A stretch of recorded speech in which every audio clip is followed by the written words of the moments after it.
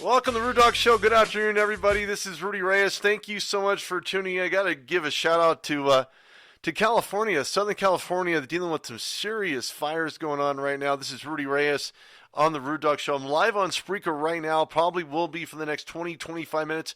But I certainly wanted to show some love, and hopefully everybody there is safe. Apparently LeBron James had to leave his home in the upper area where the fires are affecting him and his family. Had to get up and move. Hopefully he's safe, and that transition will occur a lot sooner than later for him.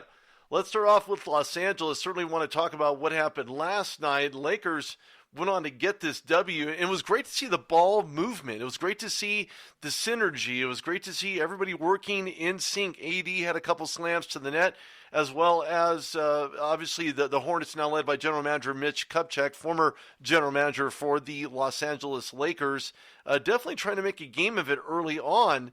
However, the Lakers would obviously take the run as he did back and forth throughout the entire game. Early on, it was match for match. It was point for point. It was slam dunk to slam dunk. Everybody had the opportunity to get involved. LeBron James certainly did his absolute best to make sure that everybody did what they were supposed to do. And just getting, this is really about team ball, team cohesion. It's early season. They're 2-1. Not a whole lot to make early on in the season, but more to make about his ability to drive the lane, get to the basket, create opportunities, getting the ball to guys like AD, getting it to McGee with a couple slams himself, and obviously AD doing it from the outer side perimeter as well. On Facebook Live, I am on Spreaker Live for the first time. This is the version 2.0. Actually V3.0, sorry. This is a V3.0, and of course, the weather today is not cooperating. It is relatively snowy here in Denver, Colorado, but certainly a lot of teams that are on fire right now. Lakers are one of those teams.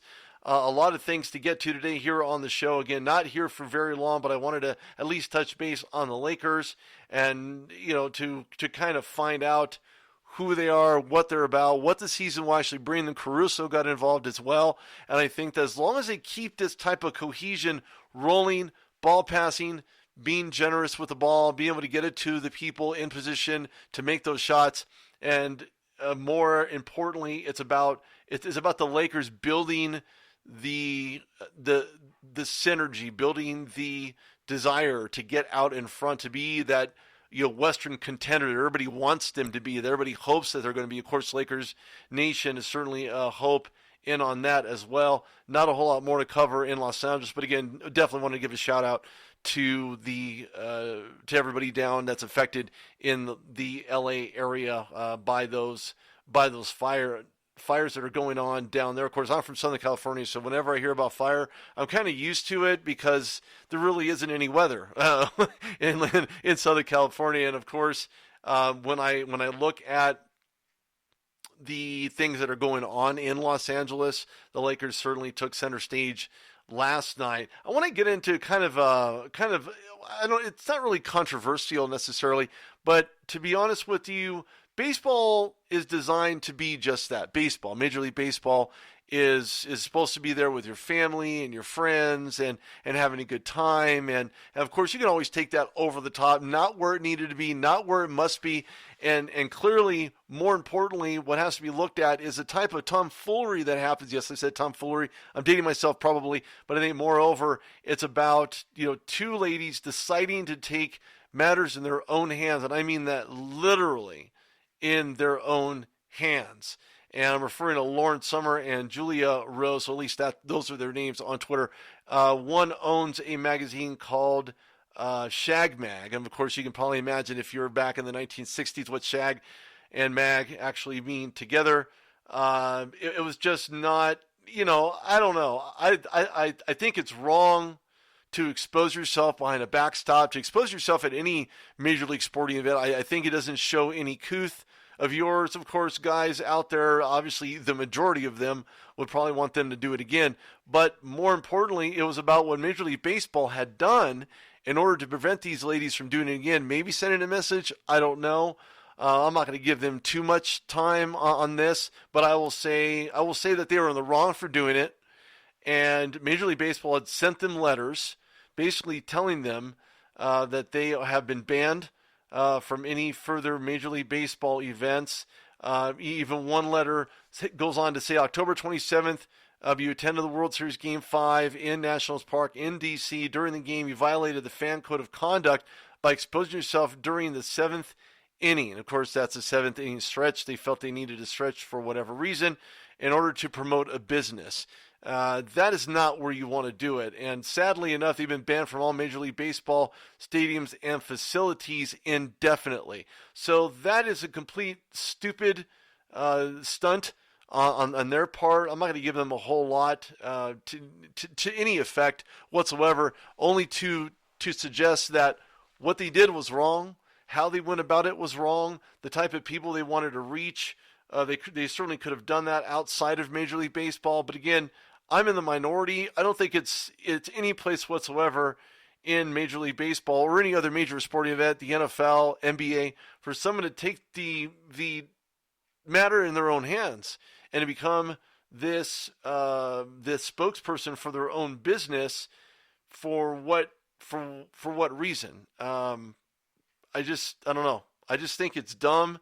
It has no place in sports whatsoever. And if you want to do that on your own time. Do that at your own house, around your friends, for those that may find it acceptable, but not at a national sporting event of any kind ever. So kudos to Major League Baseball for taking a very swift move on this to prevent these ladies from doing anything even remotely again at any given point whatsoever. But you know what, to be honest with you, they deserve to be banned.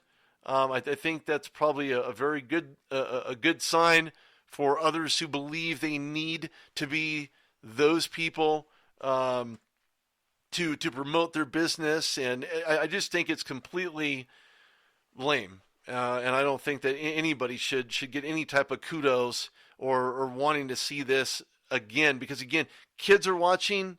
They're in all ages, all types, and they have no business being exposed literally to this type of idiosyncratic type of behavior at any given point whatsoever. This is Rudy Reyes on the Rude Dog Show. I definitely want to jump on to at least comment on that. This podcast will be posted on TheRudeDogShow.com. If you want to market and you're in the area, look, the internet crosses boundaries. This isn't just having a live show. This is reaching out from your business to lots of other people that are listening that want to purchase your product for years and years to come, regardless of location, because you can order anything online.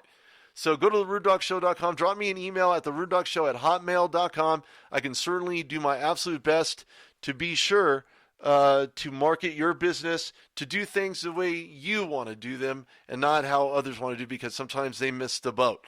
This is Rudy Reyes on The Rude Dog Show. Like I said, drop me an email at TheRudeDogShow@hotmail.com, and I still use Hotmail. Yes, I do. Wanted to jump over here, talk about tonight's game, which I think is a very interesting matchup for one reason only. It's called interceptions.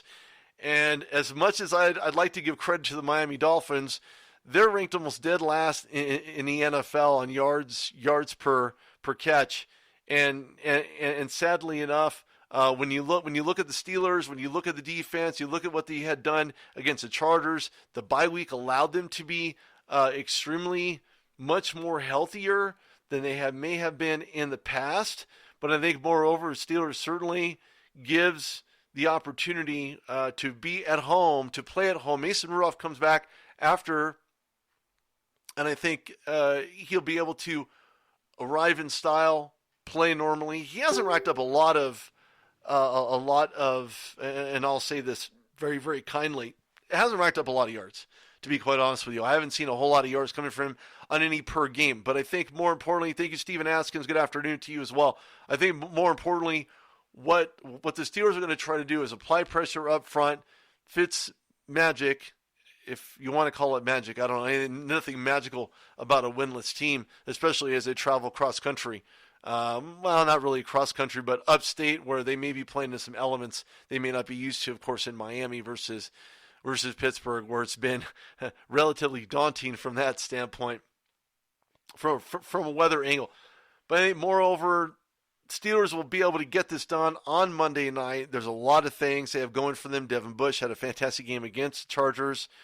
And defensively, even though they don't have Stephon Tuitt with a torn pectoral, I still think they're going to get it done up front, early, and often. Why? Because of the pressure, because of the secondary. Steven Nelson maybe starting in this game. Joe Hayden maybe starting in this game. I think the Steelers will end up getting it done. And they've shown that they can do it defensively in the last two games, at least the last two games, when they had stymied the Chargers at the line, won in fashion in Los Angeles.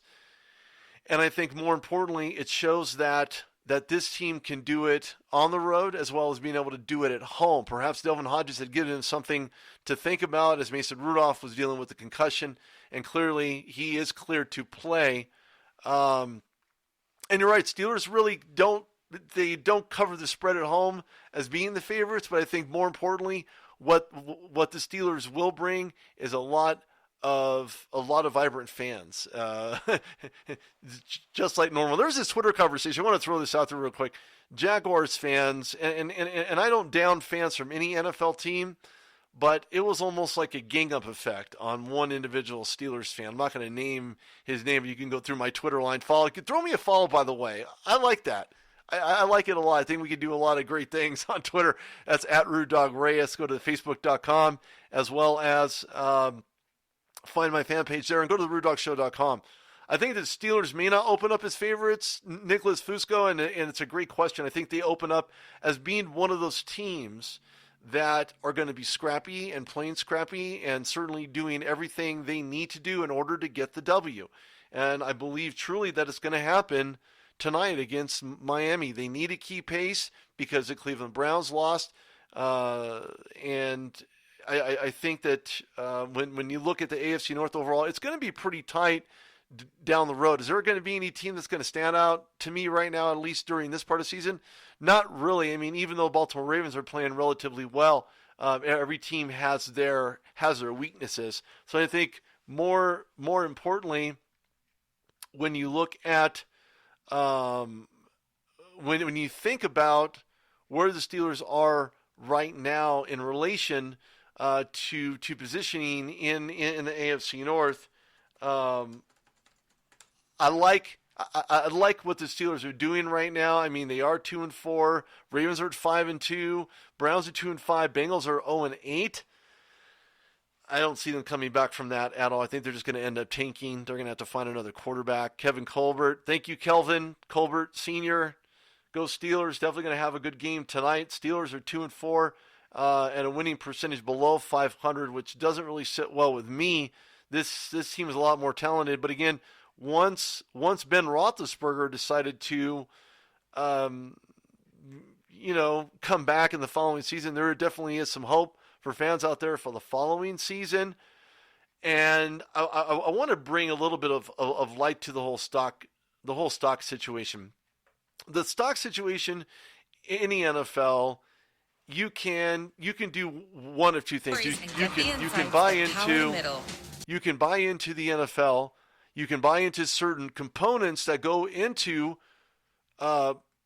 different players and what they promote and who endorses them. And there's always a stock synergy across the board. You can invest in Nike, Under Armour, Dick's Sporting Goods, Comcast, GE, PepsiCo, all the vendors that serve the products there at any given individual field. You can switch to the NBA. You can have that conversation about Foot Locker, Finish Line, Nike. Again, PepsiCo is going to win no matter what. And of course, Alliance Data Systems. So you can invest in certain components that are part of any given professional sporting league. However, more importantly, it's about strategy. When you want to build your playbook, it's really about making sure you're investing in the right team. And you can buy dividends in a team, and if they win, you get cuts off of that. This was experimental that actually occurred in 2017. But you have to understand the schedule. Look in advance. If you're going to, and this is not sports betting, so let me just clarify that right now. This is not sports betting.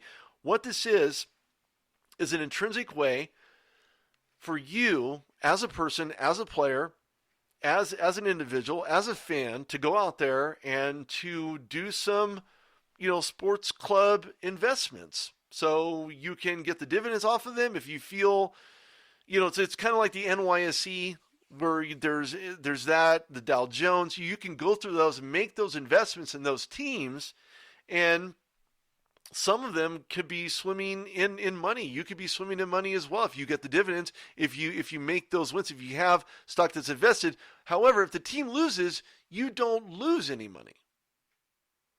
What you do is those stocks are retained, so you end up keeping value inside of the team. Now, the NFL is a lot like the NYSE, and let me explain this and define this a little bit further. When you're talking about investments, owners, general managers will do their absolute best to make sure that they acquire the right talent. When you acquire the right talent, that enables you to expect a return on investment, which is ROI, and to continue investing in the individual player. It's like a mutual fund. So a mutual fund will have all these different stocks built within it, and of course, players will have the very same thing. Owners will invest in that. You're like the stock market, you're like a mutual fund, in that if you, for some reason, find a way to be a part of a very solid organization and your numbers reflect and they're very, very good, you will get that return shifted when you win a championship, whether it's an AFC championship, NFC championship, the Super Bowl. All of that will be a return on investment and directly sent over to the owner. But you're a part of that. So your investment, your mentality, your logic, your athleticism, everything that you bring to the team will allow for that particular organization, whether it's the NBA, whether it's the NFL, whether it's Major League Soccer. It doesn't matter. What you're doing is you're taking the ROI. So are you into this particular player? I don't gamble. I'm not a gambling person. I never will gamble. I think more importantly, it's really about understanding the player, understanding the return on investment, and recognizing from a general manager perspective, what are you going to do to help continue investing in this product that keeps paying you year after year after year after year? Well, what happens? Guys like Tom Brady come back year in and year out. Why? Because Robert Kraft knows that return on investment will pay off. Same thing with Ben Roethlisberger. Ben Roethlisberger will come back as well because he's been invested in for so many years, and he'll have the ability to come back and do everything that he needs to do. And there's your return on investment when you keep winning and winning and winning. Winning produces results. It's just as if you don't put any return on investment, and that's why the trade deadline is so critical. Because right now, as a trade deadline approaches in the NFL, you have a lot of players that are being just left, sent out. There's a lot of cornerbacks still out there that want to make a move. You've already seen these types of transactions happening throughout. I think more importantly, when you look at players individually, I like this as a team sport. My perspective is this: if you're going to acquire players, general manager of a professional organization, regardless of what organization that is, you're going to make sure to do your absolute best to get the right player to fit the system for years and years to come. That's the idea. Doesn't always happen that way. Look what happened to Josh Rosen. Josh Rosen gets drafted by the Arizona Cardinals. Here comes a new coach. He gets sent out. He's put on the training block, gets sent to Miami. They end up using him. It doesn't work out. Now Fitzpatrick, whatever his name is nowadays, will have the ability to start under center and be that guy. So I like where the stock market is very comparable to the NFL, comparable to the NBA and any other sporting investments that you might be able to make or want to make, for that matter. Anyway, I wanted to throw that out there because these are really important stock value and stock understanding when you're talking about how players are designated to give you that return. If they don't give you the return, you got to put them on trading block and you're done. That's all there is to it. No exceptions. No rules other than to hopefully get your return back on those players that have found their way into your organization. This is Rudy Reyes on the Rude Dog Show, live on Facebook. Finally got that running. And I'm live on Spreaker right now. So make sure that you definitely give me a follow at Rude Dog Reyes.